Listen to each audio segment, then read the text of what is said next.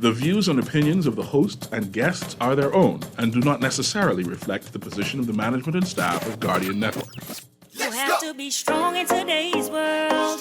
Keep your focus and up. You believe in how to achieve all your dreams. Keep moving forward. Never accept less than who you are. Live your best life.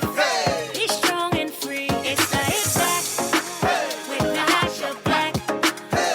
It's the Hit Back with Nahaja Black. It's the Hit Back with Nahaja Black. It's the Hit Back with Nahaja Black.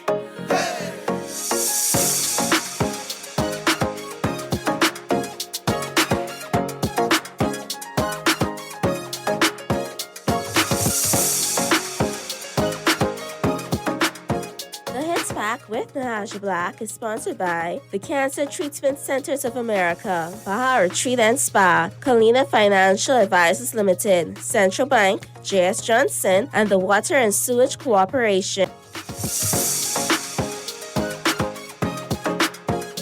Good afternoon, Bahamas, and welcome to the Hit Back. I'm your host, Nahaja Black. It is a beautiful 242. I hope that we are doing well, taking care of ourselves, and living our best lives today. I pray that we are pursuing higher goals today, that we woke up, though Mondays are not a lot of folks' favorite day. It's the beginning of the week. Your weekend, just when you were getting into it, it was Monday, very much the worst 2 days, right? Like you look forward to it. By Thursday, you're excited. Friday, you can't wait. You're waiting for knockoff time, and then boom, there it is. Like whoop, there it is. It's Monday again. Like what happened to Saturday and Sunday? Especially if you have children, because obviously now, apparently, your life belongs to them. But I digress. I hope that everybody's doing well. I want to say a special thank you to Hubert Edwards and Lester Cox, who were so gracious to taking the time to host for me last week. Thank you to everyone who called to check up to see how my migraines were doing, all of the recommendations. I didn't know there were so many remedies for migraines. I won't lie to you. Apparently, there's natural honey. There is eucalyptus in something else. It's a lot of things, Then there's magnesium. Then there was, of course, the Bahamian staple. You know what I'm trying to say. I ain't going to say it because y'all ain't safe. And then there are other things, it was a lot of cures for migraine. Needless to say, I ain't one weekend. It still ain't work out, but we digress. I hope everybody's doing well again. It is a full day of information and news, a lot to talk about. I missed some things last week. If you're a part of the rest of the world, you would have noticed that WhatsApp, Facebook, and Instagram are down. I have people who I know who are physically seizing. They cannot handle this withdrawal that's going on, right? So if you want to watch us, if folks who would normally watch me on Facebook, let them know YouTube still works, and we are live on YouTube as well, of course, on Guardian Radio 96.9 FM. Also, for all of us who happen to be older, them Zennials, Zennials, whatever, them X who's millennials, you close, like you right in between. We ain't master Twitter, but there's a Twitter, there's a Bahamian Twitterverse that is very much enjoying watching the rest of us Facebookites. This I don't even know why half of y'all old people got Instagram. I just want to bring that up. Some of y'all ain't supposed to have Instagram. Like, why you got Instagram? But we digress. If you got a business, it makes sense. The rest of y'all pose and just look at why. No judgment. No judgment there at all. So Twitter is still working very well for a lot of folks. And so we are in that particular time. This week is going to be a full week of shows. I have something very exciting for us next week. I can't wait to do that particular show. But you know what? We have a lot of things to talk about today. We have, of course, the increasing number the death toll in the Bahamas with regard to COVID-19 keeps increasing. We have continued discussions and discourse on the vaccine. We have before us a new government. Funny thing was the news that was the I guess the removal of the commissioner of the Department of the Prison, Mr. Murphy. That's not the correct to tell you. There's too many remedies for this migraine, you see, so it might not, everything a little foggy. But that was a story that I was living that story with my good friend Prescott Smith. So that's another thing to discuss today as well.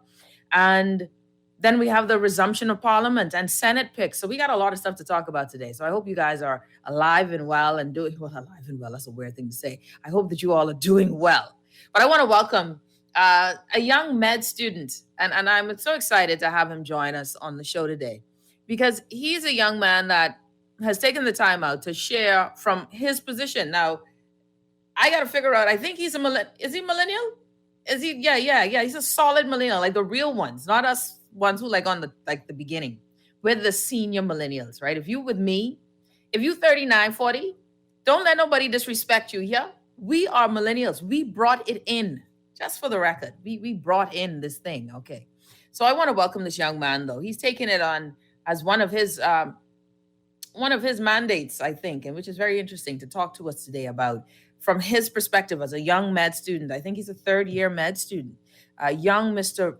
Vernon Davis Jr., on some of the things that he's noticed, and what he's really been considering his mandate to share his thoughts and ideas on this vaccine, this controversial vaccine. So I want to welcome Vernon to the show. Vernon, welcome to the Hit Back, my friend.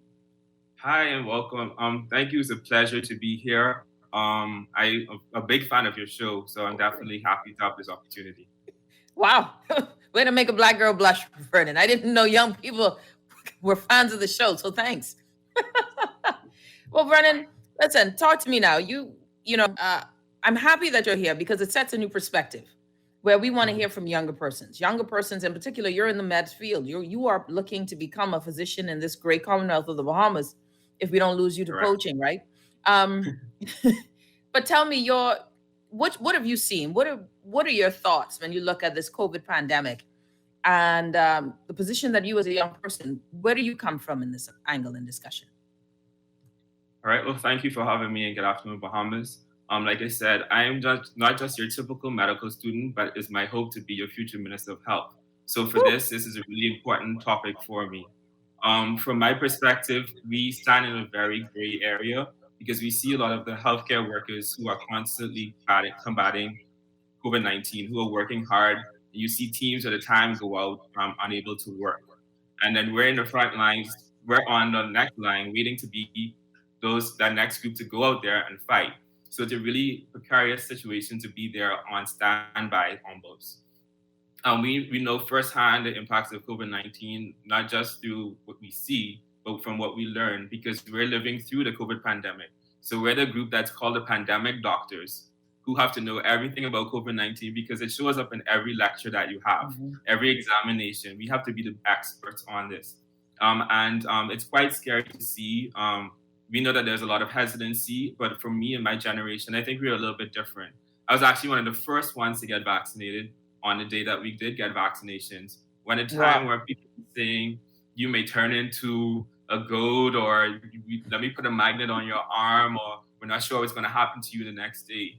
And for me, that wasn't even an option. I realized that, hey, vaccinations aren't something that's new to us. I remember being in grade 6 lined up to get that vaccination before I can go into grade 7. I know going off to college, I had to get vaccinations to be able to attend college. And I'm also about that some countries that I had to get the different vaccines to be able to travel. So for me, vaccines weren't a foreign idea. It was a bit scary at first because, like many people, we didn't know what to expect. And there was, with so much fake news, you had to take on a position of doing the research for yourself, digging in and truly evaluating if this makes sense to me. Is this just a conspiracy? This is just someone with an agenda, or this true, credible information? And especially in a world where we have information so easily accessible, you get forwards on WhatsApp almost every hour. On the social media, there's memes and pictures and blogs. You truly evaluate what makes sense, and you have to be able to look at it and say, hey, is this somebody that I would trust to get information from? Is this somebody who always forwards information that doesn't seem quite right? It's up to you to be able to take that research for yourself and realize that this, at the end of the day, this is your life on the line. So you need to decide if this is something that you wanted to do. And that was something that I was able to pick up very quickly and decide to say, yes, I'm going to do this. Let me ask you, Vernon, do you believe that your peers right? Because I'm curious. Do you believe that your peers are um, pro this vaccine hesitant? Where do they fall in line? Because the spectrum, I think it varies. It goes through. I will never to. I don't know what all the fuss is about, right? So what are your peers when you sitting down, playing dominoes, or when y'all in club over Mhm. that? Yeah, so for my generation, for my group, I'll start with the medical students. It was surprising to see that even some of them had hesitancy, and that shows that as a reflection of society. So even no matter how educated you are, how much knowledge that you do have or expected to have, you're still human. So the spectrum still was wide ranging. I know for me and a lot of my friends, when we got the opportunity to be able to take the vaccine, we were the first ones to jump in line. So there were quite a large grouping of people who said right away, yes, I'm going to take it. And then there was a small group who was saying, a large group as well, who was saying, no, I need more information. So the spectrums, it varies. And I think that's a reflection of society as well. One of the things that if you're just tuning in, we've got a young med student, Mr. Vernon Davis Jr., joining us on the show. And he has taken it as a part of his mandate to spread this gospel of get vaccinated. And I have to ask you this, Vernon. I'm curious, what was the driving force behind this move to do this? Was there someone who said, listen, Ministry of Health said, listen, I like what Vernon is saying. We got to, get Vernon on board for you to go through to start this campaign? Well, for me, I've always been huge on public health. Even in medical school, I'm the one who teach all 300 of my peers public health. I never missed a class. I understand the importance and I understand the impact that it has on society. So for me, this was always a personal project, something I was passionate about, something I feel is my calling, and that's why I decided to volunteer and be able to speak. And from this, it didn't just start here. I've been hosting many sessions with like the Caribbean Regional Youth Council about vaccinations. I'm the president of the Trinidad and Tobago Medical Student Association. So we hosted a session on vaccination hesitancy earlier on in the year. Vaccinations are something that is essential. It's something that we need to be able to continue to progress as a people and protect ourselves. So I consider this my passion project. Let me ask you, Vernon, how do you explain this? And this is one of the challenges where I'm facing, honestly. How do you explain when you look at some place like Massachusetts in the States, United States? Massachusetts is the state that has the highest level of vaccinations, that is now having a very high uptick in COVID breakthrough cases. We look at Singapore. Singapore had 80% vaccinations, and of this particular of COVID SARS-2, and they are themselves are finding there's this uptick. And then, of course, Israel was, numero uno in having the largest body at the time. I think they were about 65% vaccinated at one point, and then they started to see breakthrough infections. What is the function of vaccines? How do we say that the vaccines are safe or effective? Let's move from safe to effective if we're still seeing so much breakthrough cases, that it's no longer should be considered a breakthrough when we're seeing these numbers soar with persons who are vaccinated fully. 19. What do you say to people who say, well, this vaccine isn't effective? Well, firstly, I'd like to say we need to look at continuing the safety protocols. Even though you're vaccinated, that doesn't mean that you're completely out of the blue. You're not going to be in the line of contracting COVID-19. I think, and a lot of times people do get vaccinated and then they realize that, okay, let me start to loosen my restrictions and be able to don't take the protocols as serious as you should. I've been to places this summer like Montenegro and Austria, where most of the people there are vaccinated in those towns. But the challenge is that they have protocols which allow them to wear no masks, which allow them to gather. And because of that, they've become relaxed. And in becoming relaxed, that's when opportunity happens. So if COVID is still around, it's still going to be able to spread. And if you're not taking the precautions like you should, we're not in the clear as yet. We still need to be able to protect each other. And though you are protected with the vaccine, you still need to be able to take those protocols as well. So the vaccine is there and it's there to help. But at the same time, we're not in the clear. We still need to take those protocols, those measures to remain safe and to protect those who aren't safe. And, one of the other questions that I have, and if you're just tuning in, Vernon Davis Jr., third-year med student spokesperson, I would say, really considers it one of his mandates right now is to say, hey, listen, folks, consider this vaccine, get vaccinated. Vernon Davis Jr. So happy you're on the show. Vernon, but I have this question, right? Ultimately, we all want to be rid of COVID-19. If you've got 80% of your people fully vaccinated, inoculated, supposedly, right? 14 days after, and we're still getting COVID, is it work? Because I want to stop wearing masks, man. I want to stop. So I want to hug people again. I miss hugs. Hugs, right? We miss just going to, my church. We used to say, at my church, we would have this you walk in the church and they would, this love committee, and they'd hug everybody who walk in the door. Somebody try to hug me now, I'd spray them with Lysol. I miss hugs. Will we ever get to that point if we're seeing vaccines are not helping us stay at that point? Yeah, I believe we'll definitely get to that point. I don't know if you heard recently, but there's now a pill in development in stage 3 that's allowing us, once you are beginning to show symptoms, to be able to be used to help to limit the amount of viral spread in your body. So we are progressing. I think for a lot of us, we thought when we heard vaccine, it was like, okay, yes, we're going to end this tomorrow. But it doesn't happen right away. If you think about history, there are a lot of other viruses and a lot of other pandemics that we went through and not necessarily ended right away. So I think we're going to have to be a bit patient with this one. We're seeing a lot of variants, and that's natural. That happens. And I think there's going to be a silver lining very soon, but we just have to continue to push and encourage others to get vaccinated and continue to practice those measures. And then hopefully soon we'll be able to see that all clear. Because keep in mind, SARS-CoV-2 means that it's not the first one not the first virus type that we've seen before. So it's just that this one is a little bit different. And the more time that elapses, we begin to understand more about that virus and understand different ways that it affects the human body. So over time, scientists are starting to develop new different techniques that we can use.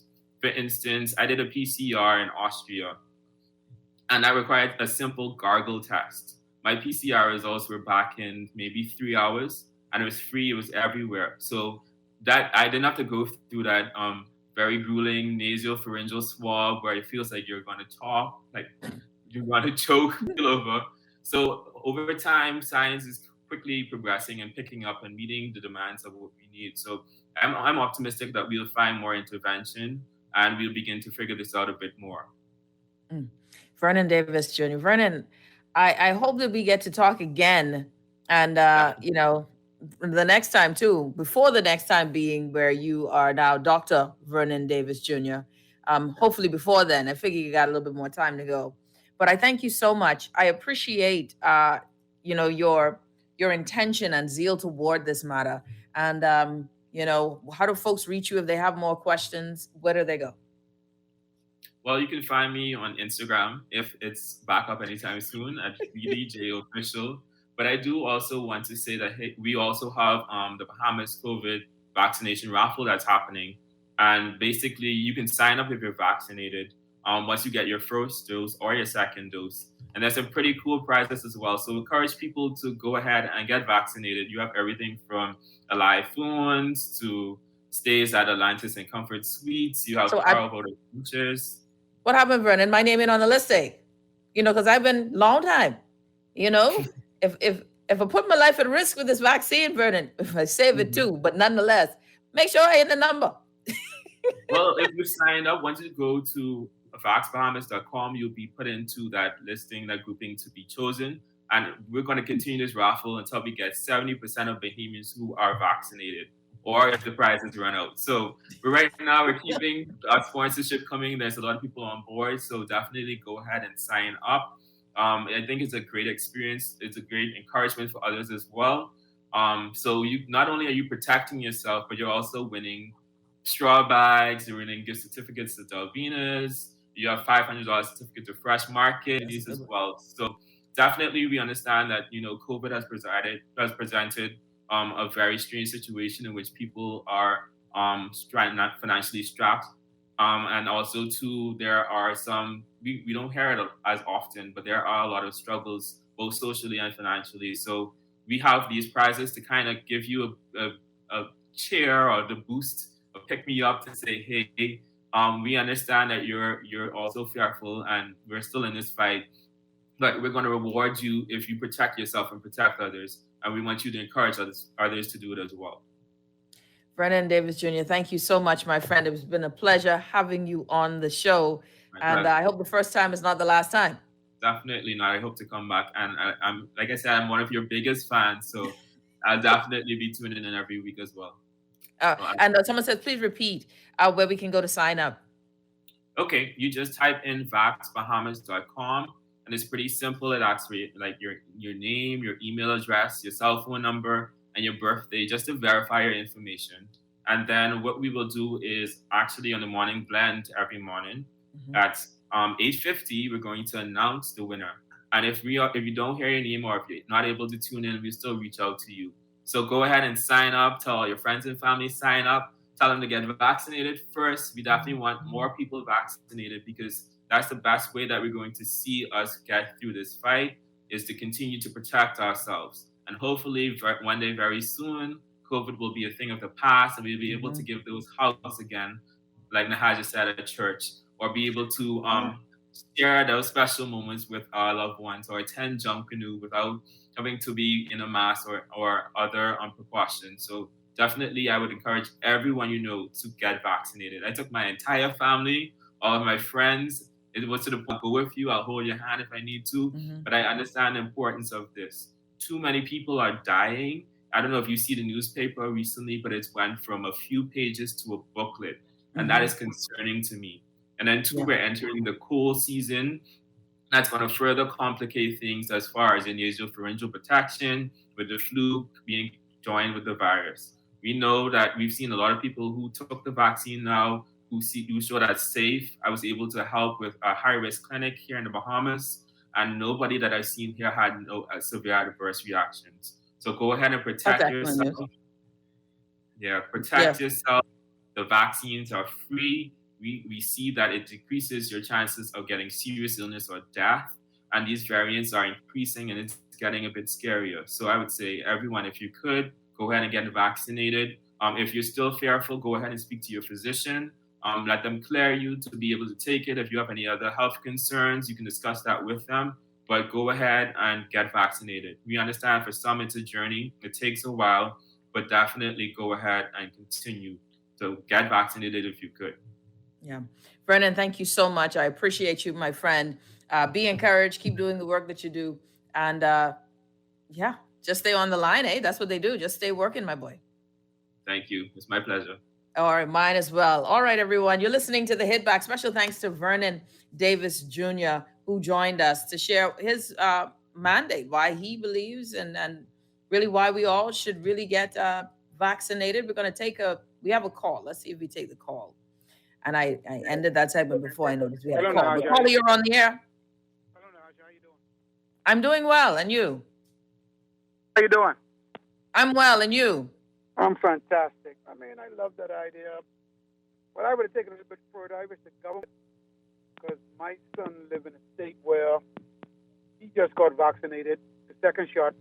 And what the government in that state is doing is they're giving out a $20 food or gasoline, whatever voucher. You could spend it whatever you want to with gas and food and stuff like that. No clothing or nothing like that.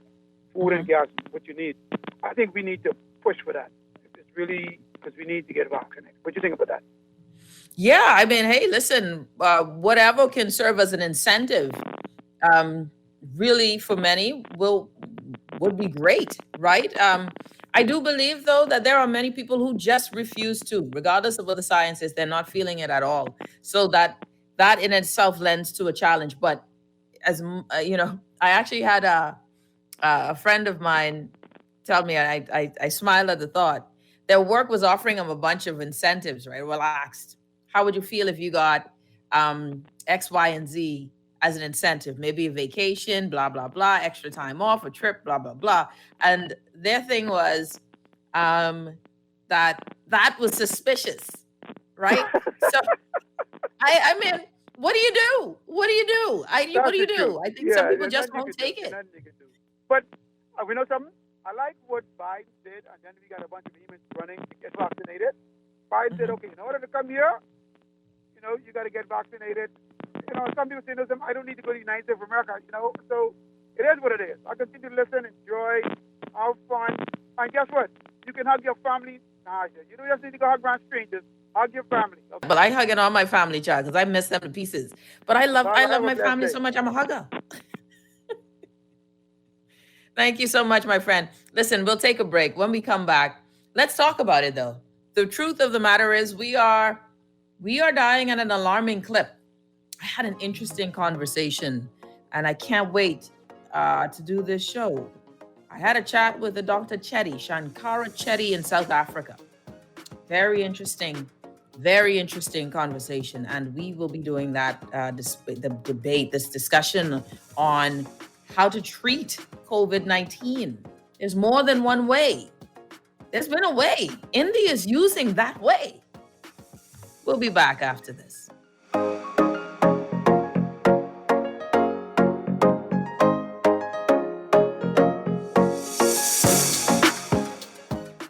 Boy, you know what going down tomorrow? No, babe, what happening? Joe bringing the knife to school. He could do Junior in. For what? Boy, he fooled with Joe girl. Mother sick. And Junior don't back down for nothing. So that means you got a big fight tomorrow. So whose side you want? Side? I trying to stay in school, not Simpson Pen. We gotta tell somebody about this fight. Tell somebody. I ain't no snitch. But then you need to stay in school and stay out of the fight. Yeah, but if I don't hang on Joe's side, him and these boys coming for me next. All right, so we definitely gotta tell somebody. We gotta prevent the fight. What I say, I don't want nobody call me snitch. We could just call Crime Stoppers. You could report what you know, and nobody gotta know it's you. So how did it work? All you gotta do is call them, or you text them through the Crack Crime Bahamas app, and nobody can know it's you. Then the police come looking for me for more info, and when they finish with them, Joe them coming looking for me? When you call Crime Stoppers, the calls go directly to Miami, and they don't ask nothing about you. Then if you get the pen from them, and they can claim a reward later using that same pen. Plus, everything's scrambled, so nobody can read what you're saying. Call 328-8477 from Nassau or 242-300-8477 from the Family Islands. The Water and Sewage Corporation advises the public and its customers that the corporation will commence improvement works on Bamboo Boulevard, South Beach East, beginning Friday, September 3rd, 2021, from 9 a.m. to 3 p.m. daily for a period of 8 weeks. During this time, there may be some interruption in water supply and traffic flow around the work area. The corporation apologizes for any inconvenience caused. You invest in your children, your home, and your community. But are you investing in your financial future? At CFAO, we specialize in investment management, retirement planning, mutual funds, and private wealth management. Our team of experts never stops helping you plan for tomorrow. Because tomorrow begins today. Call us at 502-7010 to see what our financial advisors can do for you.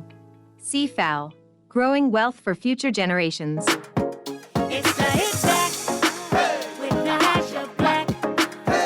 It's the Hit Back with Nahaja Black. It's the Hit Back with Nahaja Black. It's the Hit Back with Nahaja Black. And we're back. You're listening to the Hit Back with Nahaja Black, Guardian Radio 96.9 FM. Okay, everybody. So WhatsApp, Facebook, Instagram, all owned by Facebook's companies are still down. So if you're looking for me, if you're listening in your car and you want to follow us online, don't forget we are live also on YouTube. YouTube works. Hello to everybody who's live and watching on YouTube. It's good to see you all there. My good friend, Prescott, who's watching from Andres. Prescott was a part of the news, and we'll have that discussion. There's some responses. The vaccine debate, and I say debate because there is a debate whether or not people will get vaccinated. That is definitely something that is still a challenge here in country. Well, obviously everybody know I'm vaccinated, right? That ain't no secret, and everybody know why I got vaccinated. Things got to get done, right? But it is still up for debate. And let me tell y'all, I have learned a lot more than I wished I had needed to know about medicine and about COVID-19. And I think a lot of us have learned too much about it, the reality of it, that people are dying from it, right? One of the things that scares me, and when I say scares me, is that really we don't know who, right? We hear this about comorbidities. My mother's hypertensive. When she got sick, it was very concerning. She made it through. There was a 33-year-old young woman who was a marathon runner, not hypertensive or diabetic. She didn't make it. So what are we saying? Some people are have comorbidities and others don't, and those without comorbidities, and then you hear, well, they may have had underlying conditions. You have certain comorbidities that you are more likely to be at risk. But then we know persons who have certain comorbidities are making it through, right? So, and then there are those who don't. Like a 20-year-old, what was it? And then, okay, obese. Well, Jesus, that's almost all us, right? Like we just run in here overweight. We just live in this land on corned beef and white rice.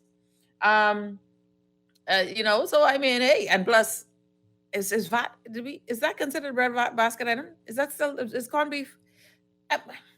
I could do a whole show on digressing on the quality of corned beef now. Like, when did corned beef start having elasticy stuff in it? But that's a whole other show. Because, food ain't the same. Food ain't what you used to eat. Y'all, we need to just, because I don't know what's going on with corned beef up in here. Corned beef is not good. That ain't my Grammy corned beef. If it's Libby's on it, nope. Don't watch nothing. Keep your eyes open.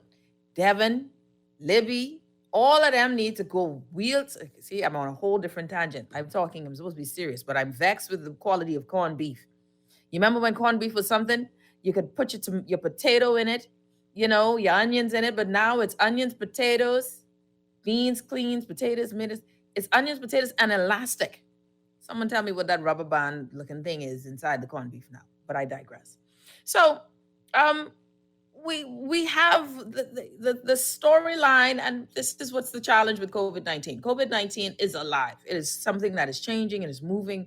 It is evolving, giving us, variants like a Loki episode. So it is definitely something that is either outwitting us, smarting us. It is ahead of us, and we seem to be in some form of denial on what it is. How do we treat it? So I am sitting here in a weird position of wanting always to give all information, right? Wanting always to be as frank, as open, and as transparent, and as helpful to us as a people moving forward, right? Because I'm only concerned, I tell you right now, my main concern is the Bahamas.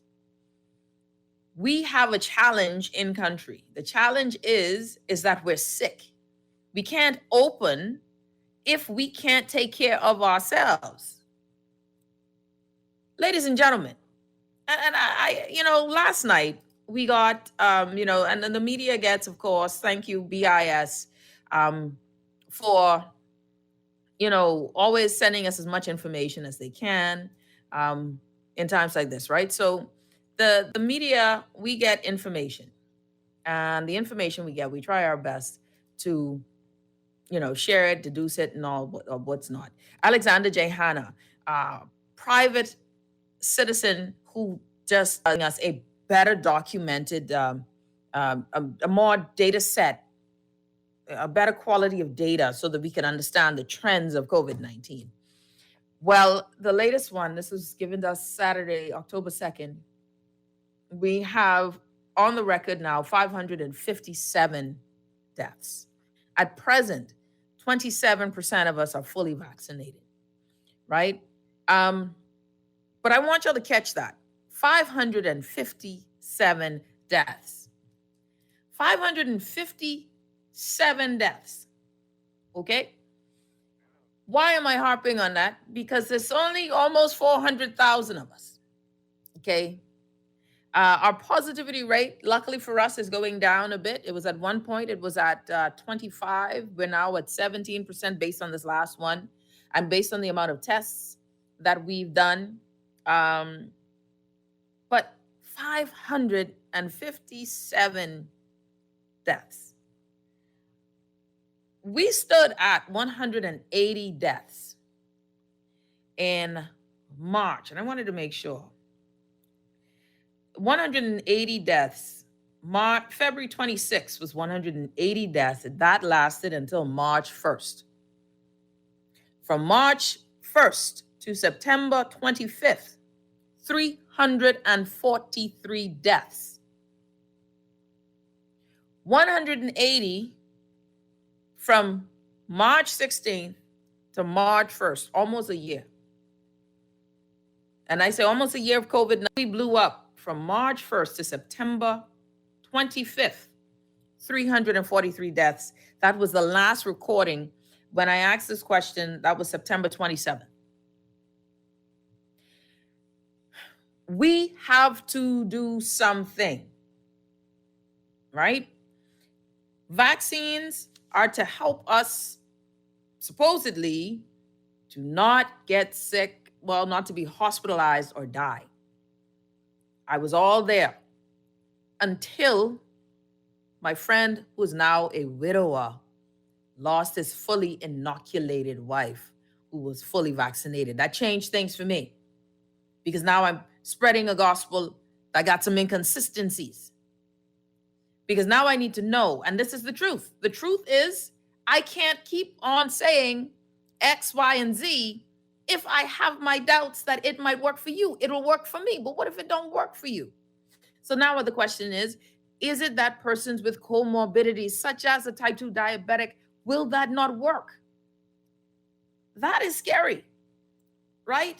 That is scary. Now, what that makes me want to do now, if you're like me, sit back and reevaluate the entire story. You know, I have this thing. I remember when I had, I've been a Christian most all my life, right? 14, got saved when I was 14, believe in the Bible, blah, blah, blah. But there were some inconsistencies with the scripture for me. Some things that just didn't sit well with me. And I remember going to my pastor and asking these questions. And my pastor, with this condescending tone, said, don't ask questions you're not ready for. Not ready for, but this is above your understanding. See, for me, I don't live like that now. I don't live like that. I understand that there are some things I may just explain it. I need you to try to explain it. I need for us now at home. This is why it is so important to me. I do believe that the vaccine helps, right? I do believe that it helps. But I'm not sure that it's the end all be all. Is there other things? Are there other things? What is one of the challenges that we had at the beginning, and again, I can't wait for next week. Because we're seeing that there are other things, right? So we now need to, and this is important. I am watching like other people, places and you can't tell me Nahaja, you're making things or you're trying to stop people. Nah, don't tell me what I'm trying to do. I'm telling you what is my concern that should actually raise concerns and have us question. When did it become difficult to question the narrative? When did it become difficult to question the story presented? When was that uncomfortable for us? The story presented may have some plot holes. It's called a B movie. You want it to be an A. Let's fix the script. Some of my challenges is within this, I'm watching places that have 80% vaccination still have their challenges with COVID-19. Now, the great point is, Nahaja, this vaccine is not stopping you from catching it. Well, that's what vaccines used to do. Remember? Because that's when herd immunity would come. Don't forget now. What we were taught was that the more of us get vaccinated, that's why we don't have measles, mumps, and rubella. The majority of us are vaccinated against measles, mumps, and rubella. So we don't see measles. Right? We don't see it. It's not in our country because the majority of us are very much vaccinated, so we don't contract it. We don't catch it. That's what we do. Now we got this new definition, and we have places that are 80%, like Singapore, having breakthrough cases. Why is that concerning to me? Because we are still on this storyline where if you are a person who has certain comorbidities, like you're hypertensive, like you're diabetic, catching COVID-19 can be a problem for you. Then I add that my friend who's not in the number because she did not die in the hospital. She died at home. This is the one case I know. I'm not saying that this is like 400 cases. I know of one That one case is not in the number. That one case has not been studied to give answers. That one case has not been followed up with all of the others. How many people that have passed away at home may be case number 2, right? See, so my thing is, if we still will get breakthrough cases, whereas you see in Israel, Singapore, and now in Massachusetts state, right? What does that do to the people who have type 2 diabetes or who are hypertensive, who are obese? We are an obese nation. Those questions should be asked and answered. I feel as if they are very fair. And there should be no fear in asking them. There should be an honest dialogue and conversation for us, not for anyone else, because I, like everyone else, wants this country to open up. I would love for this vaccine to be the magic bullet or pill. I really would. We got a call on the line. Let's take the call. Caller, you're on the hit back. Welcome. Hello. Hi, how are you? Hey, Sparky, how you doing? Man, what's up, my friend? Man, let me tell you something. I wish I could say something without you cutting me, you know. But you know, I have a problem sometimes with talk show hosts. When you all come in and then you all become a talk show host, and you're begging everybody to call you all and WhatsApp you all and everything. And then when you all become popular, you're just bringing on your special guests. The people that is calling you all the time, you start blocking them off. They can't even call you all no more. Because now you all become big-time shots. Oh, Lord. Well, Sparky, you can't be talking about me because I never block you. I never block you. But look, I can tell you, I've been here before you know the talk show, just Sparky. I was here when talk show stopped. Okay, Sparky, what's the point? People that come on become talk show hosts. You got some come on a talk show, but just talk all day just to themselves, but they wouldn't even allow nobody to call them. The 4 o'clock show on Guardian, Mr. Lang don't even allow nobody to call him because he had to talk all day by himself. Talk with himself, talk about what he did, talk with the family all day.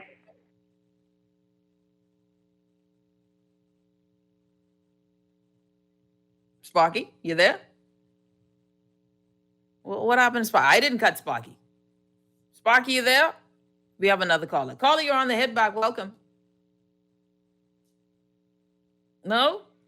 Oh, look at God. Someone, our Lord. I didn't cut Sparky. Sparky, our Lord. Sparky mad. I didn't cut Sparky, just for the record.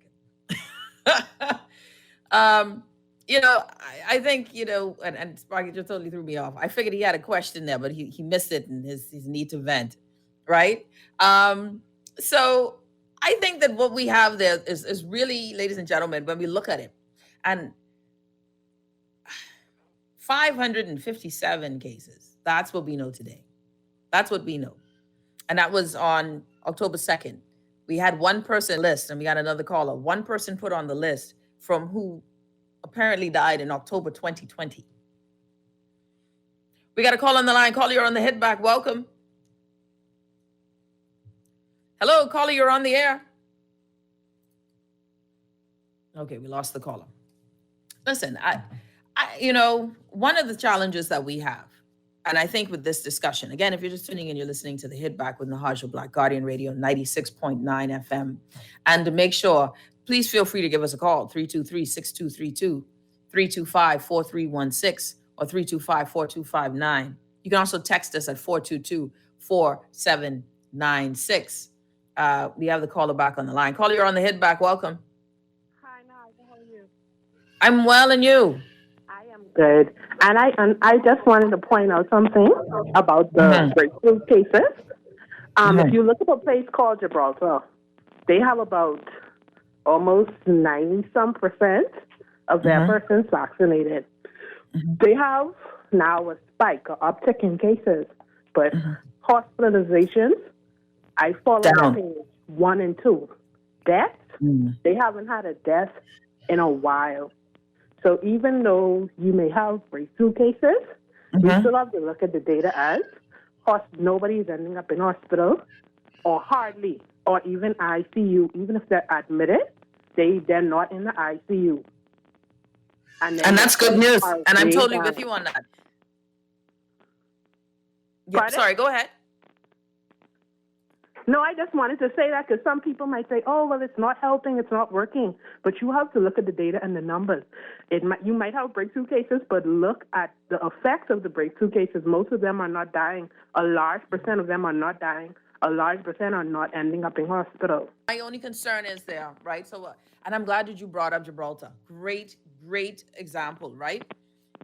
We are in the region. This is where, I'm asking for is let's discuss it, right? Let's discuss this. We are in the region considered. I remember when Dr. Dwayne Sands was the Minister of Health.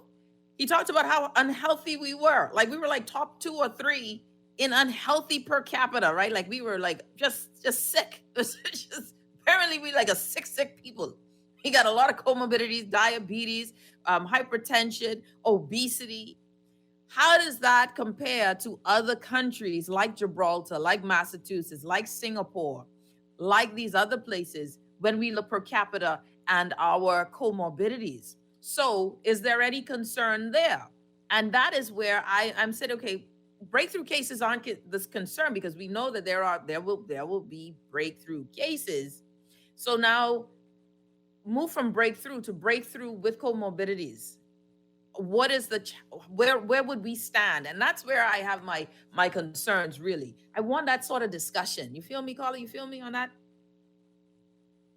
Oh, I lost my caller there. But that's the kind of thing that I want to have a discussion on, right? Because that's where my concern is. My concern isn't necessarily for, look, I'll tell you the truth. When I got vaccinated, that process was the first shot scared the bejesus out of me. I ain't gonna lie to you, because I had it rough. My first shot was rough. The second one was like nothing happened. My husband got vaccinated. He was the one who, because I told y'all what the plan was. He would go first. We got to be smart here. 2 of us can't travel on the plane together. We got children. So one got to go first to be the test dummy.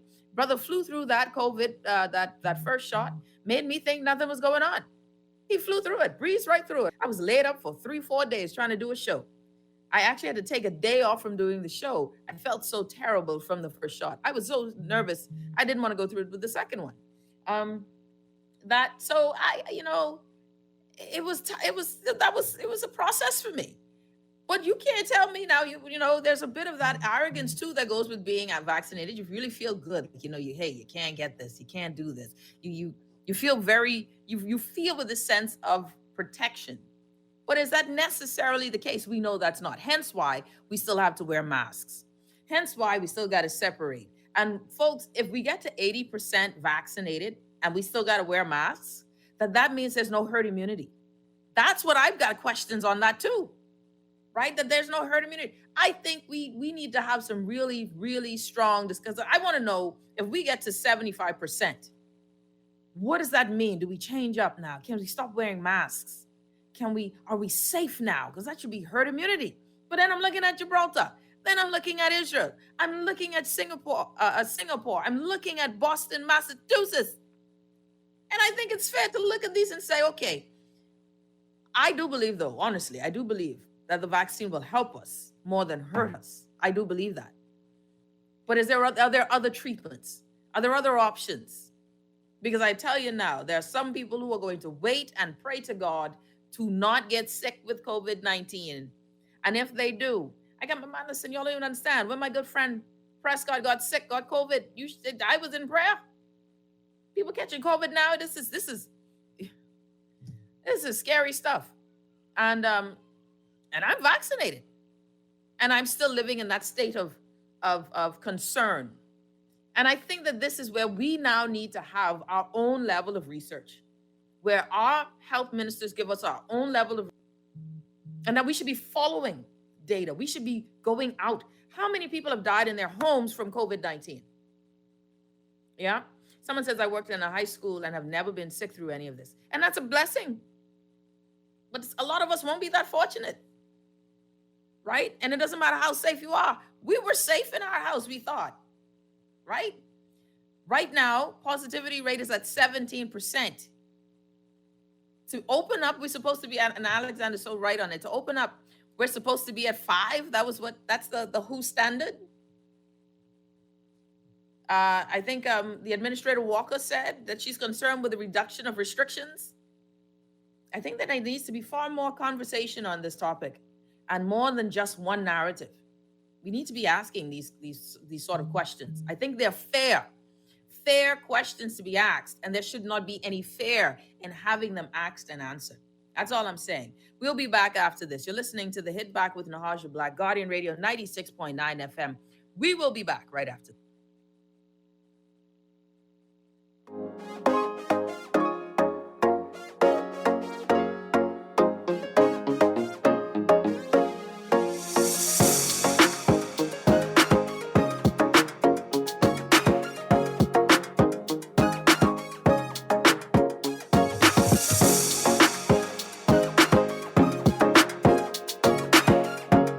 Guardian Radio, your station for up-to-the-minute news, intelligent, interactive, and engaging conversation. 96.9 FM. Throughout our lifetime, we must all make decisions. No matter how we choose, the right one just needs to be made. Like having J.S. Johnson Insurance Agents and Brokers as your insurance partner. We've been serving the Bahamas for over 100 years. Whether you need home, motor, marine, or commercial insurance, make the right decision. Call 397-2100 or visit jsjohnson.com. J.S. Johnson Insurance. Peace of mind. Baja sugar, sugar, let's get sugary.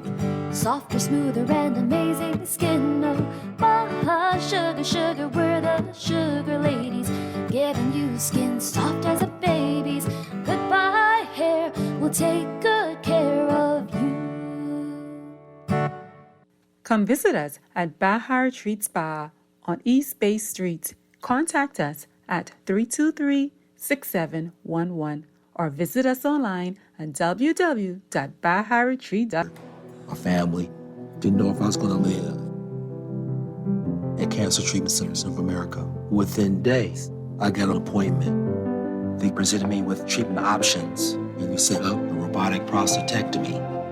When my scans came back, there are no signs of cancer. They don't see you as a number, they see you as a part of the family. I'm going on with my life. It's a real gift. Call us at Cancer Treatment Centers of America. Tired of banks forcing you to use technology to bank the way they want you to? Your convenience is important. So no matter what your banking needs, Commonwealth Bank's friendly staff are always available in branch for that personal one-on-one service. But when you choose technology, our online and mobile banking app offers you state-of-the-art functionality. The choice is yours. Commonwealth Bank. Bank the way you want.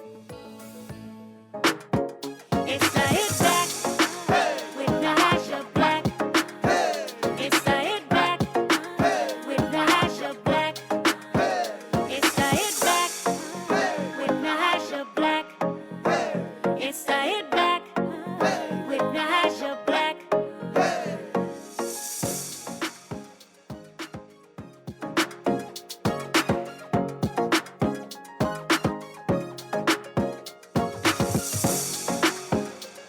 And we're back. You're listening to the Hit Back with Nahaja Black, Guardian Radio 96.9 FM. Okay, so here are the thoughts that I am. Okay, so on this, and I got a lot of text messages I want to get to. So let me see if I can get to some of these text messages whilst I have the chance. And I think we still have a caller on the line. Yes, so let's get the caller first. Caller, you're on the Hit Back. Welcome. Hello, good evening. Good evening. How you doing? Good. Just allow me a minute or two, Nahaja. Okay. Now, first, just let me say, because for this COVID, the word of God said, avoid profane and vain babbling, because it only genders strife. Gender is two different categories. But Nahaja, check this out. It was appointed one for man to die.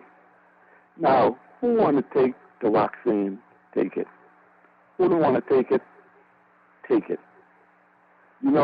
If you look at the dashboard, which you could hardly see, they'll show you that all of this proof of showing you who died and how many, they're not showing you, they're only telling you these things. without any proof. You know, the way to God tell you prove all things. You know, I know, you see, Nahaja, if you, see, you got to deal with the word is true. Even in Daniel it says, and they will have intelligence with those that forsake the covenant. And then you know, that's what's going to take place soon. They say this Antichrist thing is going to rule with a small people. My opinion, you're going to find him in Daniel chapter 11, verse 23. He's going to rule with a small people. What I think that means is anytime anyone to pass laws now, they go into the Supreme Court, in our case, the Privy Council. And they're going to be passing all sorts of laws and stuff. And you know, I know with the media, if you agree with taking this vaccine, they let you talk.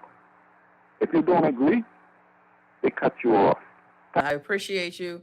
Thank you for the time, as your thoughts as well. You know, one of the things that is interesting to me, and that's why I think it's important that we have these discussions. It has to be a very frank and honest and straightforward discussion so that folks will not believe that we are keeping things from them. That's a first thing, that we have to be able to handle all parts of the discussion, right? Now, I'm not one for conspiracy theories. I like data. I'm moved by data. Data moves me, right? I get excited when I can extrapolate numbers and I can look back and say, okay, what happened from here to here? That's why I really am a fan of Mr. Alexander Hanna and what he provides to us. And so if you want to, and then I have to remember where Alex is so that people can access the data that he shares with us. Because I think that what is important here is that we begin to really analyze the information provided. Someone sent a text, and I got to read some of these text messages before I bring my friend on. I could not believe it when I realized that unless a COVID-infected person died in hospital, they weren't included in the numbers. Long time. Unless you take a PCR test, you are not included in the positive numbers. How many of us can afford $125 right now? Well, we can afford 30, right? If you can. And some of us know by now we're positive because some of your family is positive. So that's about 5 people or 3 people who are positive, and only one person went and got a test. Okay? And they most likely went because they were feeling ill and found out that someone else had it, that they got a rapid antigen test, not a PCR test. So what we're seeing now the question is, how many people are not going to the hospital? Of going to the hospital, I will definitely die. I had a friend tell me that, that they were gasping for breath, asked on a family island, is there any oxygen on island? And the nurse said, I don't know. The nurse on the island said, I don't know if we have oxygen. And the next thing was, do I call and be airlifted to the States? To New Providence. And their mindset was, but if I go to PMH, I will definitely die. How many people are at home thinking that very same thing and then do pass away? So listen, I'm not trying to be an alarmist. I'm not. I want us to have these are questions that I'm having all the time. Questions I'm having all the time. Conversations I'm having all the time. So I'm one who say, okay, like, look, get vaccinated. Then something happened, change all of that in my head. Not saying not to get vaccinated, because I think that it really does help. I believe that it really does help. I'm just like, but when we get to 80%, which is supposed to be herd immunity level, you're telling me we still ain't at herd immunity level? That it's still not, this vaccine still ain't gonna give us herd immunity? What we doing? Oh, it's stopping us from getting sick, being hospitalized, or dying. But then I'm like, but I know someone who was fully inoculated like me and was positive on Friday and died Saturday at home in the arms of their spouse. Suddenly, young, shouldn't happen. I know of a marathon runner in her early 30s, gone. So then you say, but it is only for those who are unhealthy. But then I'm seeing healthy people with no, explain it. They may have had underlying issues. This is when you get your data and say, oh, well, we realize that what is happening now is with COVID-19 and with certain persons, this is being triggered. COVID triggers this response, and this leads to this. Come on now, y'all got to give me more than that. Because if you want me on your side and delivering a message, this message is going to have to stand up.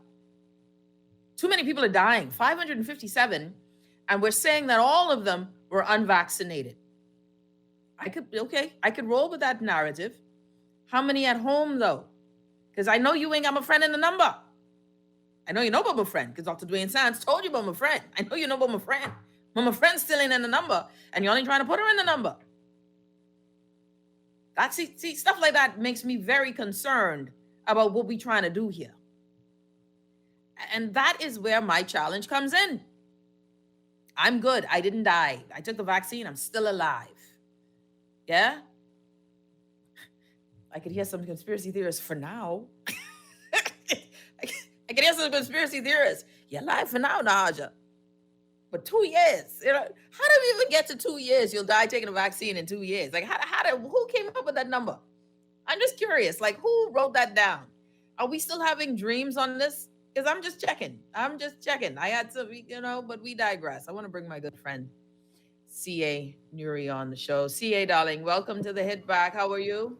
I'm doing as best as I can without Facebook. Today was a rough day. I had no social media outlet, so I was unproductive. So I'm having withdrawals. I started calling people long distance. I started calling up cousins in New York and in England and Jamaica just to say hello, because I was able to use some of my minutes. But I think I'm feeling good. I think I'm feeling better. Yeah, today has definitely been an interesting day without certain levels of technology, but we continue to press on. First of all, if you're just tuning in, welcome to the Hit Back with Nahaja Black, Guardian Radio 96.9 FM. If you're used to following me on Facebook, we are only on YouTube today. If the news hasn't hit you yet, if you're wondering why you have not been able to send those WhatsApp, this has been a great day for Live in BTC. Text sales have been up. Like, I've been texting. I couldn't even find my text messaging app. Like, I had to go into like the history of my phone to figure out how to, where do you go again? Oh, you swipe at the number, left to it, and then I can text. I forgot how to do all of that, right? Okay.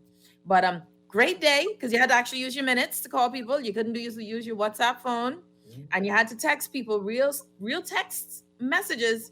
And for some reason, a lot of mine weren't going through. So if you're just tuning in, obviously, if you missed it, the world is in crisis. Facebook, WhatsApp, and Instagram are all down. CA, I'm having this personal discussion, right? I'm having this moment, and I've been having it for a while, where I'm reading and learning more, and I'm looking at things, and I'm like, this ain't adding up.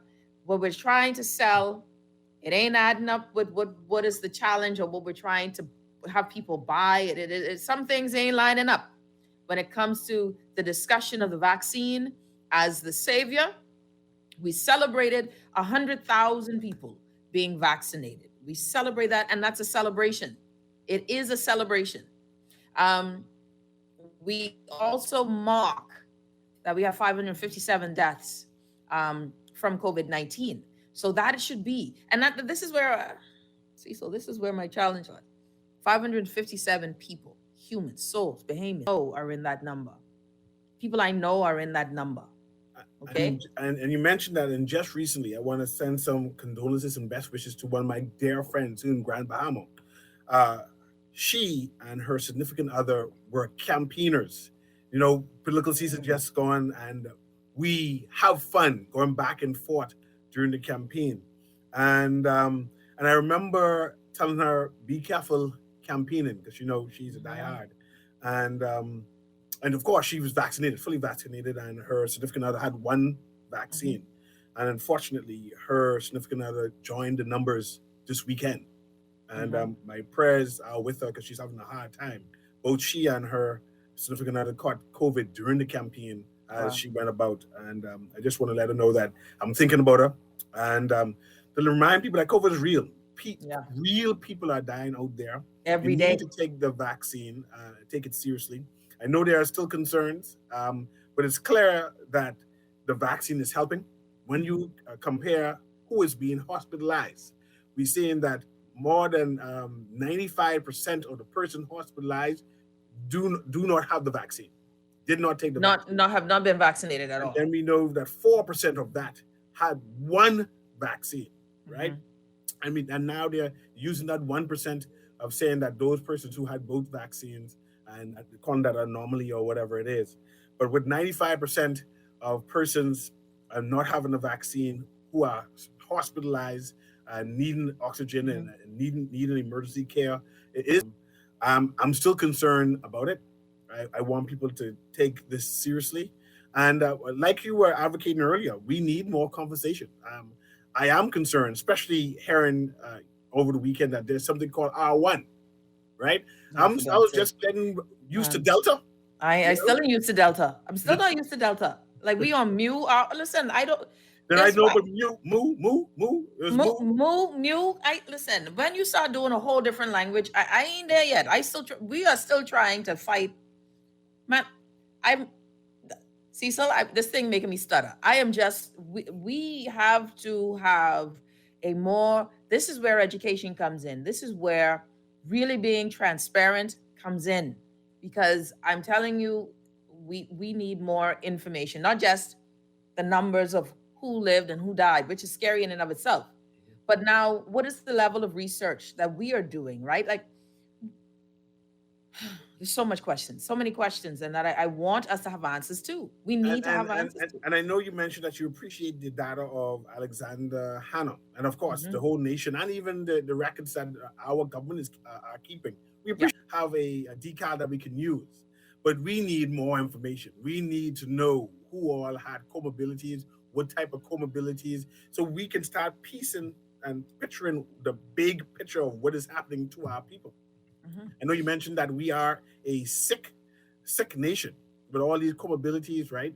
And I'd like to know how are we being impacted as a world compared to other nations, right? Is it the comorbidities that is causing it, or is it just being exposed to the exactly COVID? Or is there something else that is being triggered within? See, this is why there's a level of research that needs to be done at home. I think that helps us to better, and more information helps us to maneuver appropriately, helps us to maneuver differently. We are a country that cannot function economically without open borders. So we need to get back to work. We need to have the borders open. How do you open the border and not screw it up like we did in the former, where you open it up at the height, but there are no protections for the community? We have a call on the line. Caller, you're on the Hit Back. Welcome. Hi, good afternoon. Well, the thing that I have in reference to this debate back and forth, and it is an individual choice, right?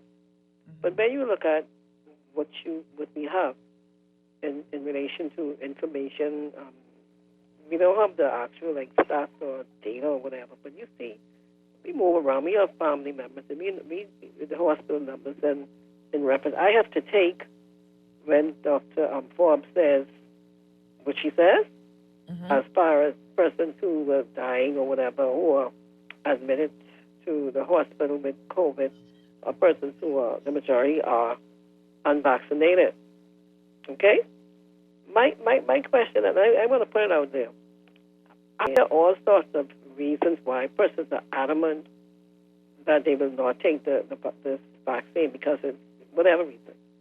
But if you can take a Viagra, I don't know how long it's been around, but your persons, they go and they get this Viagra. They take it,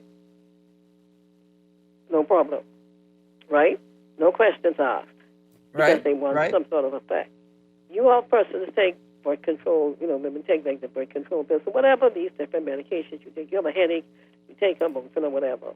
So I don't understand for the life of me, when the end result with the COVID or whatever is, if if it gets to the extreme, is death. And you don't even, you're looking at the end, when you take these different medications, what your whole objective is, and you take these things, I don't understand how the trust factor is so different when you make that choice to take something else, but you're so hesitant in getting the vaccination, taking the vaccination. But I'll hang up and I'll listen.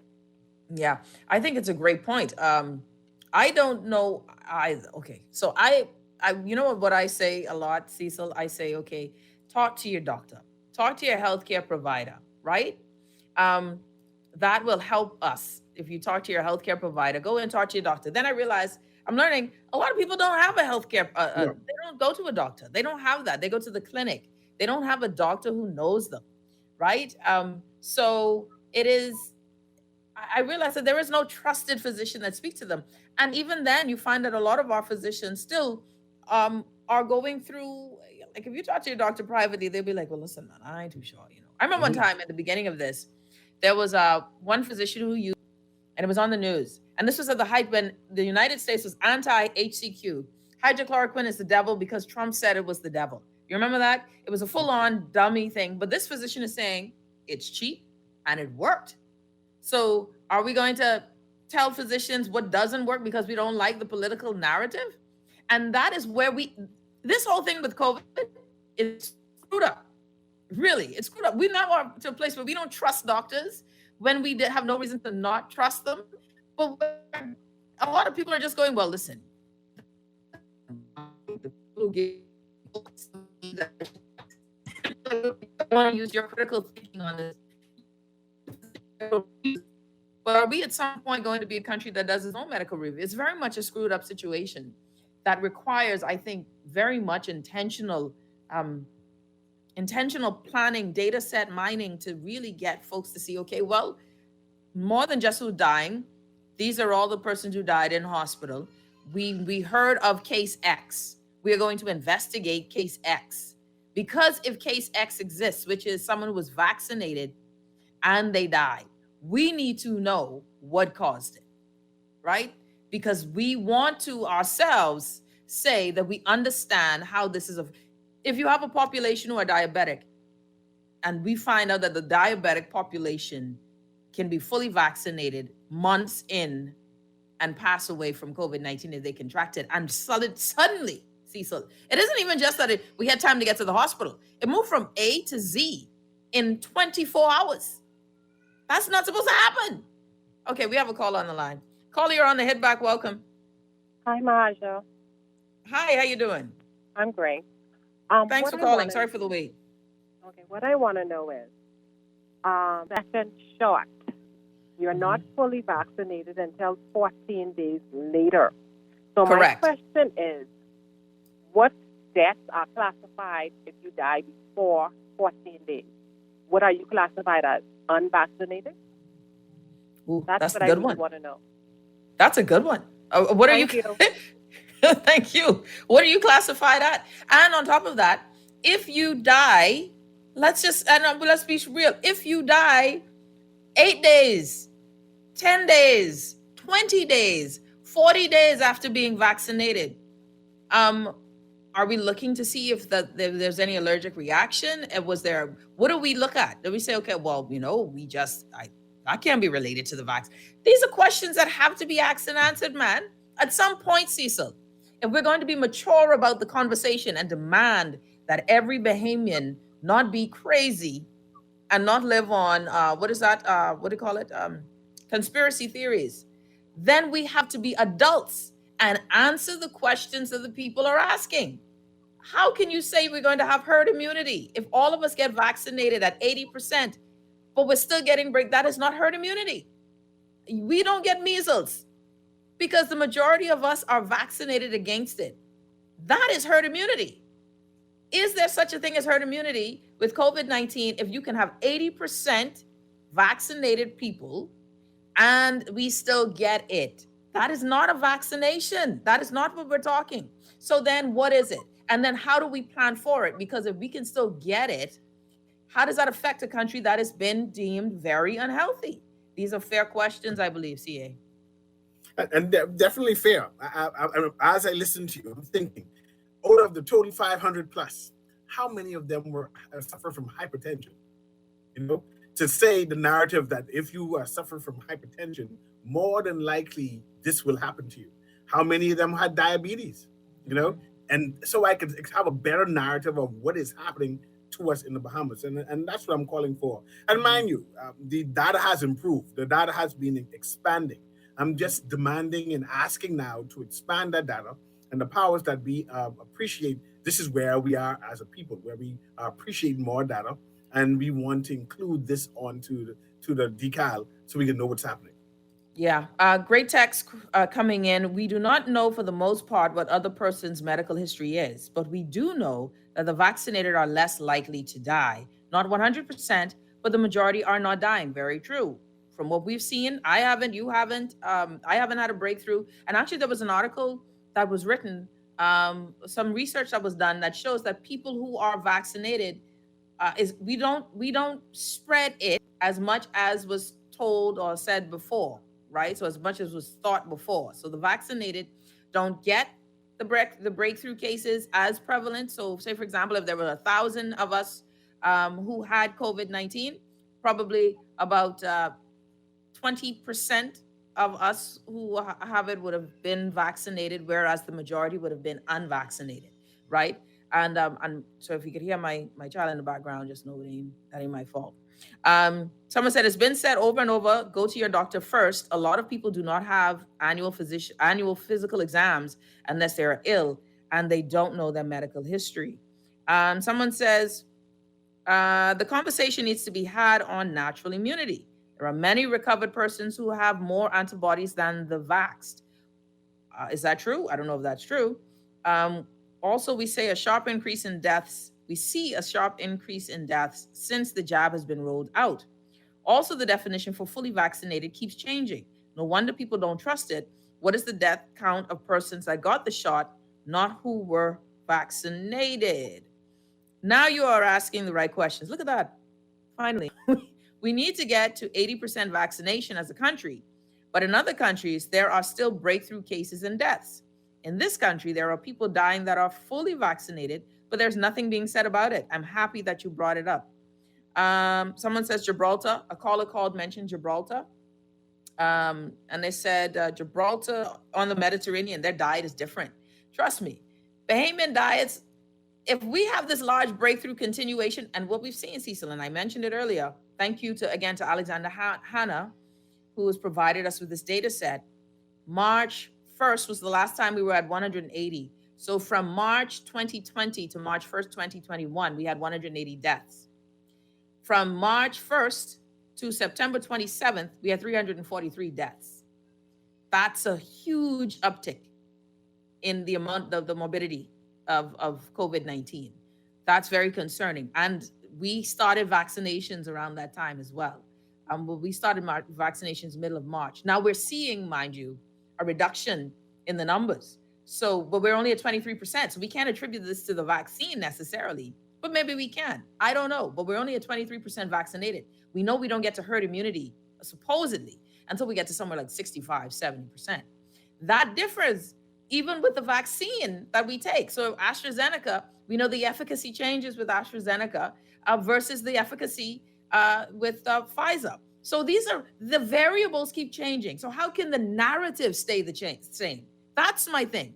If the variables keep changing, how can the narrative stay the same? That is why we have to really address the narrative. It cannot be this one size fits all, everyone get vaccinated, when we know we are watching the rest of the world being vaccinated, supposedly at herd immunity levels. We know we're really sick, Cecil. We come sick.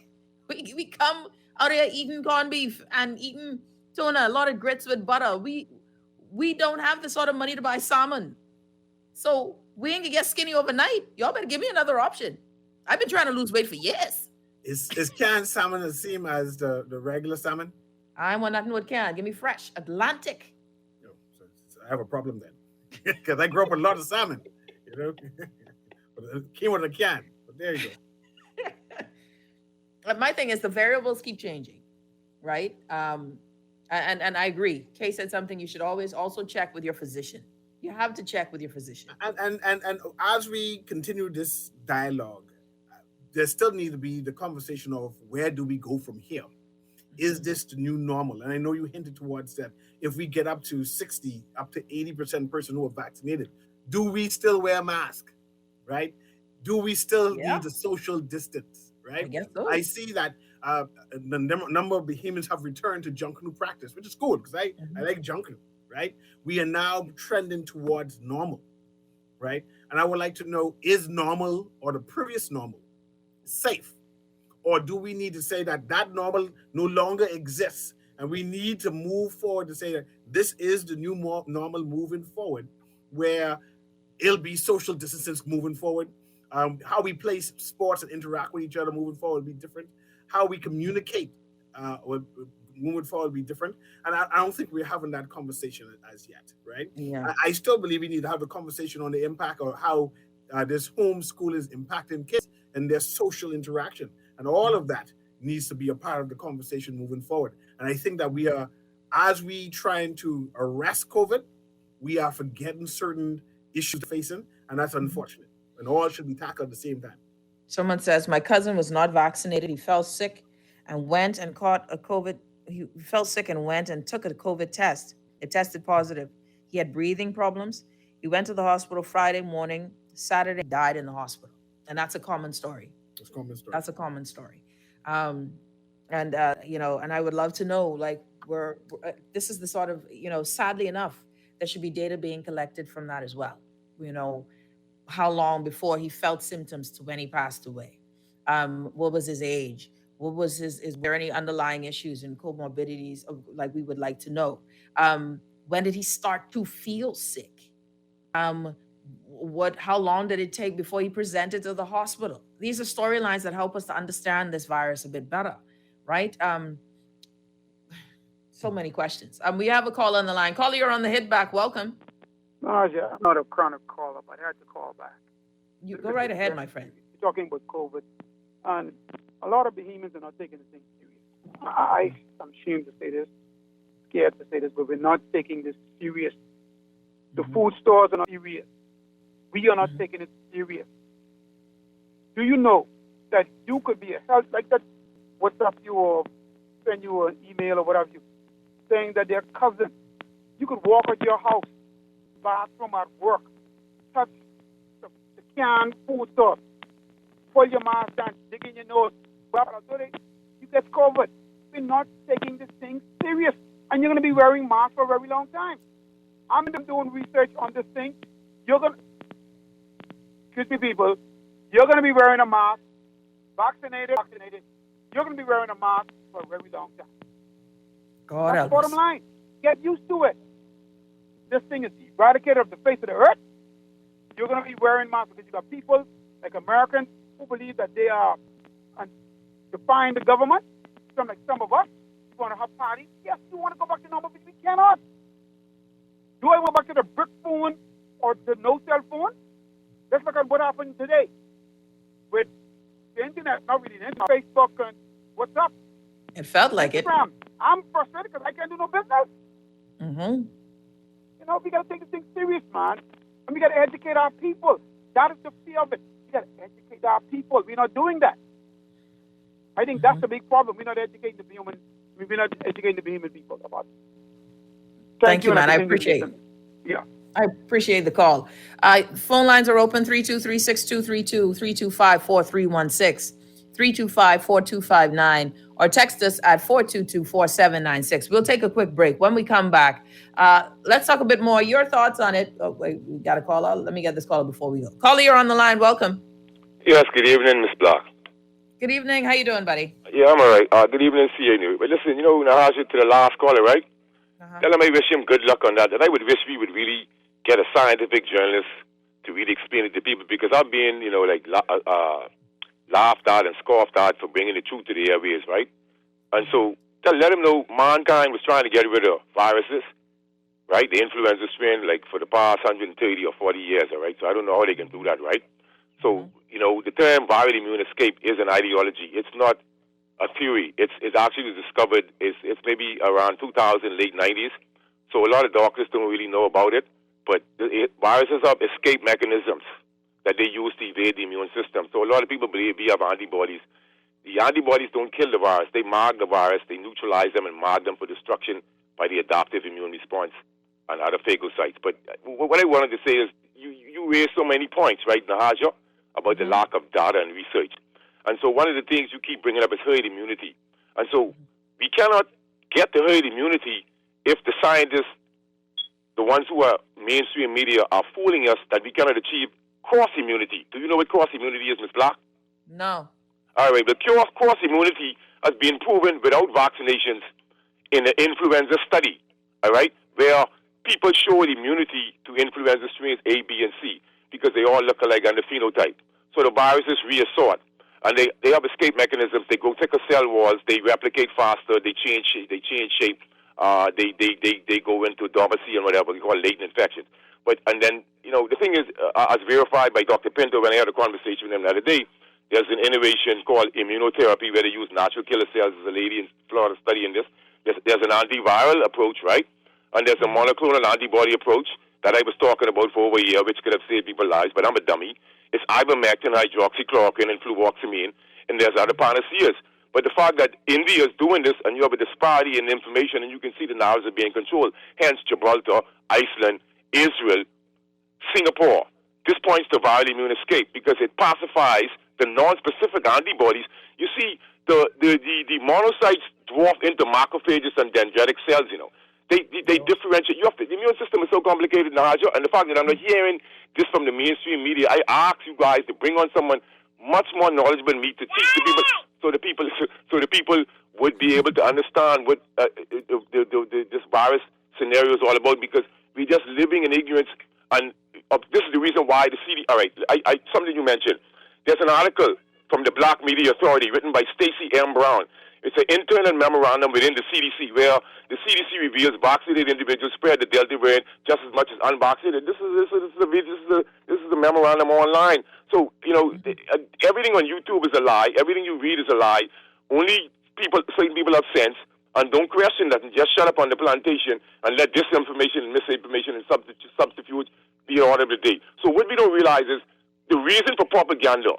And so people saying why we wouldn't take the vaccine is what type of vaccine. Take a quick break, my friends. Real quick. But people should have mercy on people. All of us are giving up their rights and won't give up my rights. But if my rights don't infringe on your rights and cost you anything, this is the narrative they're spreading. Vaccinated against unvaccinated. Listen to the statement coming out of the hole in his mouth from Jamaica. He should be ashamed, he said, all of these third world leaders and sell us out and becoming slaves to these pharmaceutical companies. Man, have a good day. Be all. Thank you, buddy. Appreciate you. We got to take a quick break. When we come back, let's wrap it up. My good friend C.A. Nuri. Your thoughts, your questions. And I got C.A. I have a doctor from South Africa. I can't wait for him to come on. Dr. Shankara Chetty. 6,500 patients he's treated with COVID-19 in South Africa. Not one death, not one hospitalization, and he doesn't use oxygen. That's a trip. We'll be back. You're listening to The Hit Back with Nahaja Black, Guardian Radio, 96.9 FM.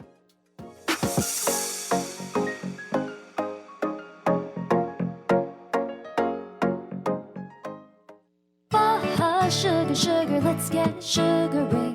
Softer, smoother, and amazing skin. Oh, sugar, sugar, we're the sugar ladies. Giving you skin soft as a baby's. Goodbye, hair, we'll take good care of you. Come visit us at Bahar Treat Spa on East Bay Street. Contact us at 323-6711 or visit us online at www.baharetreat.com. Attention all students in grade 4 through 12. Do you think you know about money? Well, the Central Bank of the Bahamas is giving you a chance to prove it and win cash in the 2021 Get Money Smart Bahamas Video Essay Competition. Can you tell us why you think the Bahamian economy is an ideal model for digital financial services? If you can, just produce a short video submission before October 22nd and show us you are money smart. Cash prizes will be given in various age categories, but you must get your parents' permission to enter. For more information, visit www.getmoneysmartbahamas.com or see our post on social media. When I had got prostate cancer, my family didn't know if I was going to live. At Cancer Treatment Centers of America, within days, I got an appointment. They presented me with treatment options, and we set up a robotic prostatectomy. When my scans came back, there are no signs of cancer. They don't see you as a number, they see you as a part of the family. I'm going on with my life. That's a real gift. Call us at Cancer Treatment Centers of America. You invest in your children, your home, and your community. But are you investing in your financial future?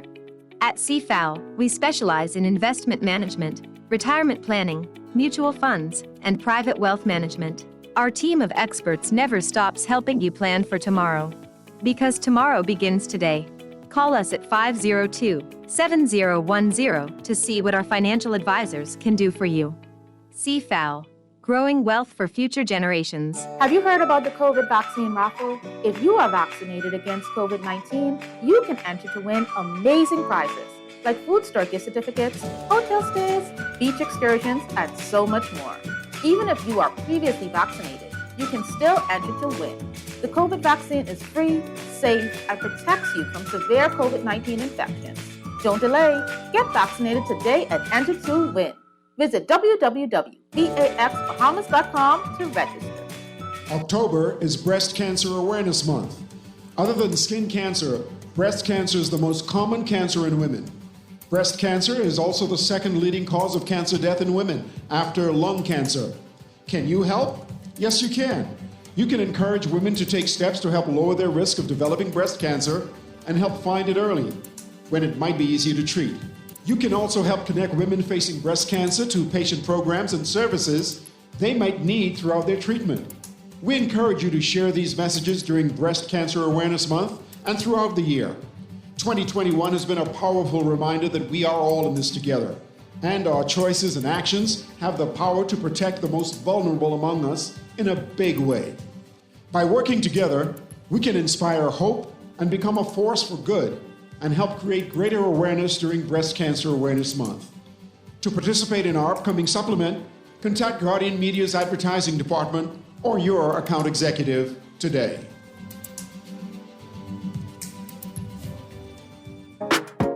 It's the Hit Back with Nahaja Black. It's the Hit Back with Nahaja Black. It's the Hit Back with Nahaja Black.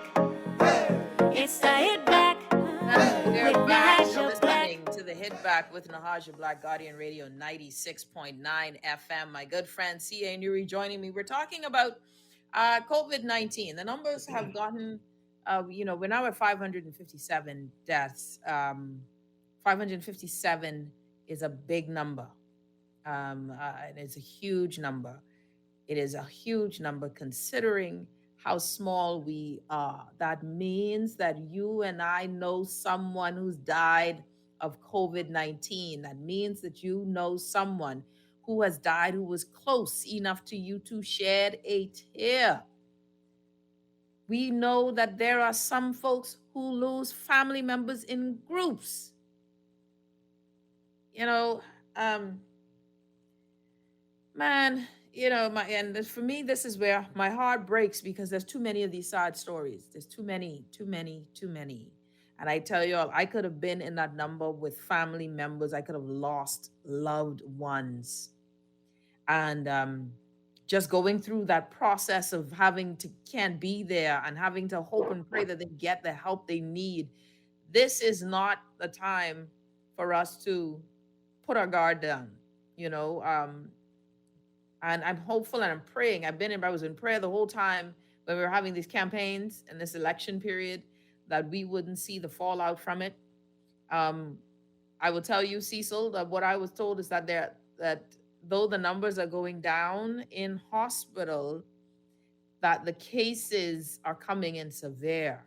So it isn't as, less people are being admitted for the smaller things are coming in for the big things, right? Like when we're coming to the end, right? And that concerns me because that means that a lot more people are waiting at home until it gets too bad.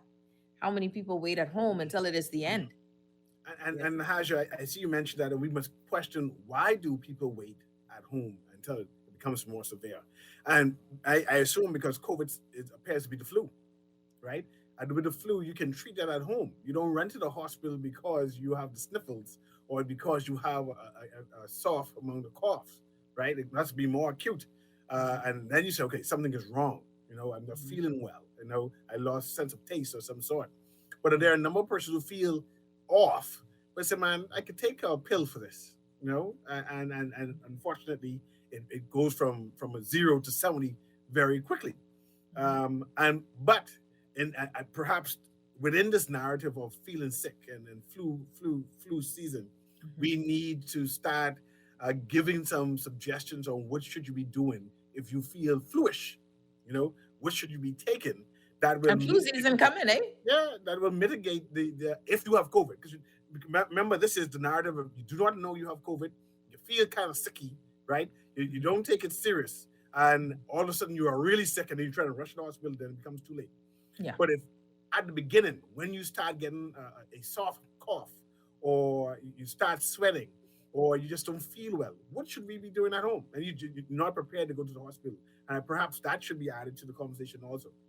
Yeah, and I think it's going to be very interesting how these conversations happen. So I got some text messages I want to get to, right? So for all of those who are just tuning in, obviously all day from 11 o'clock this morning, WhatsApp, shortly after 11, WhatsApp, Facebook, and Instagram all down because they're all Facebook entities. The fact that is still down, you can go on Twitter. I don't know, people who ain't got Twitter, y'all dead, y'all lost. Twitter now is living its best life, because at least that's up, yeah, just through the record. And Discord also. So for y'all who use Discord, who use Signal, who use Telegram, y'all still chatting it up. But for most people who are using WhatsApp, Facebook, it's a whole issue. So let me get to some of these text messages. Hi, I am not going to PMH. I'm not going to PMH, just period. Given that 25% of our population is vaccinated, do you think their faith in the vaccine correlates to our belief in God? Because people don't believe in God, or maybe because they do believe in God. I don't know. But maybe it correlates. A lot more people might be because they trust in God. Someone says the increase in March was due to spring break travel. The cases started rising the second week in March. The fourth wave started at the beginning of July in direct correspondence to the start of home porting. I noticed health professionals still refer to the third wave. This is actually the fourth wave. Travel is the greatest risk. Yeah, someone was saying that we're in a fourth wave. It's not the third wave anymore. Someone says, I love that caller. I still believe in that third wave. We're not in a fourth wave per se. Yeah, I actually think, just to answer your question before, and I know we're running out of time, I think more people are not going to the hospital because we've seen so much news about how terrible the hospital is right now, how overcrowded, and we're short-staffed and we're overcrowded. So if you go there, nobody to wipe you down and all kind of stuff. So people are like, buddy, I could do bad all by myself. Let me stay home where my family is and they love me, and that might be it. I think that might be it. Someone says, is that guy a certified expert or doctor? He cannot be spreading his personal reading and interpretation. Very true. The U.S. says everyone should be vaccinated, but the White House staff doesn't have to. Does that not seem off to you? The White House staff isn't vaccinated? That's news to me. This is a good one. I feel those who do not want to get vaccinated will find any excuse to justify their position. It's the red herring argument. The central message should be, get vaccinated to give yourselves a fighting chance instead of dying in 3 days from the Delta variant. It's the urgency of now. Let's not play Russian roulette with our lives. For the record, the data that we do have suggests that persons who are dying en masse are the unvaccinated, right? But for the record, we are en masse an unvaccinated country. So technically, what'll be interesting is hopefully as we get more vaccinated, and this was the argument in the UK, that they started to see more vaccinated people in the hospital. And the argument against that was, that's because more of us are vaccinated now. So you will see those breakthroughs. So the argument still goes, always is in favor of the vaccine. Regardless of the outcome, it's always in favor of the vaccine, the argument. I always say, but the variables keep changing, but the narrative doesn't. That to me is what's concerning. And I am a vaccinated person. I've advised my mother, my sister, everyone, get vaccinated, right? As best as you can. Check with your doctor first, because I don't know your physical issues. Talk to your personal doctor. But that's when I realized a lot of people ain't got no personal doctor, right? And it's a part of me. It's like, I can't even keep on with this one. We got a caller. Let's get to the caller. Caller, thanks for holding. You're on the hit back. Hi, caller. You're on the air. Hello? Okay, I think we may have lost the caller. So let me get one more text, CA.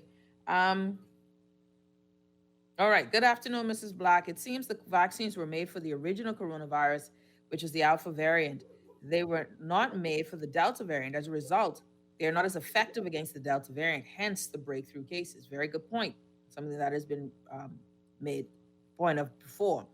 Do we have a public site to report adverse reports like VAERS? How do you pronounce it? VAERS. That's an pronunciation, abbreviation. Also, underlying conditions only get mentioned when someone unfortunately dies. Shouldn't these conditions be considered before getting the shot? Good question. It is no longer debate. If people don't want the vaccine, then don't take it. If they get the virus and they die, then so be it. We can't keep spoon feeding everyone. Someone says, okay, the experts have been giving us the information. The percentage of persons who have died is low, less than 2% or so. Medical history unknown by outsiders. So that means that 98% or more are not dying. We have to be wise. Someone said the sites are back up. Facebook, what's up, are back up, folks said. Cecil, it's a new day. It's a new Let me give you your last thoughts on this, my friend. Last thoughts on our way. And someone says some doctors are using ivermectin and it's working. Yes, some doctors are using ivermectin, doxycycline, some hydroxychloroquine. Some things are working. Go ahead, Cecil. Your thoughts. You know, my whole mind changed when you said social media is up, right? And then you want me to speak afterwards, right? But I expect more data. I appreciate Mr. Alexander Hannon, and I'm glad we keep on saying his name out loud so we can give him his credit and his kudos. I appreciate the data coming out of the Ministry of Health, but I need more. I need to know what is happening. I need to know the status on people with hypertension, people with diabetes, and in a way of who is succumbing to this COVID. You know, I need to know if the persons who are dying, do they have comorbidities, or these were reasonably healthy people presenting themselves at the hospital with COVID and they're dying. See, that's an entirely different, scary scenario, which I need to appreciate also. Yeah. And someone asks, again, this is next week. I will have on the show Dr. Shankara Chetty. Really impressive physician. He's doing work with the lead COVID researcher, Dr. Peter McMillan in the UK, and has seen wonderful results. Not one death, Cecil. 6,500 patients. That's more than a lot. That's more than we've had in positive cases, period. And I can't wait to have that discussion with him. It's going to be a game changer, I think, in the discussion. And so I'm looking forward to that.